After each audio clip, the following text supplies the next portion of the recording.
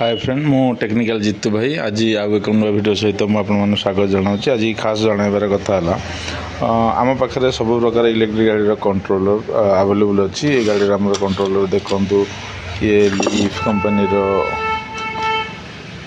48 to 60 volt support with wire controller. ये हमारे काल्कर 48, 60 और 72 वोल्ट सपोर्ट। ये वायरलेस कंट्रोलर ये मतलब सेम कंट्रोलर अच्छी। ये लीव कंपनी अच्छे हमारा इंटेलिजेंट वेरिएबल फ्रिक्वेंसी कंट्रोलर। ये केवल 48 और 60 वोल्ट को सपोर्ट करिवो। आ सहित आमर ये भाव कपलर आसूची कनेक्टर कपलर आसूची। आपको जब आवश्यक आम सहित कंटाक्ट करूँ आम यार केमती आमर कनेक्शन हुए आउ केमती यूज हुए आम टोटाल बताई देवु। जदि आखपाखे के खराब हुए तब आम सहित जोगाजोग करूँ आम जाइए डोर स्टेप सर्विस देवाई आमर व्यवस्था अच्छी।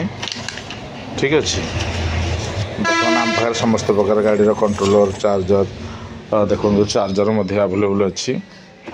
ये आम 60 वोल्टर चार्जर सनमाक्स ये आ गोटे अच्छी देखो सनमाक्स 48 वोल्ट चार्जर आ 3 पिन।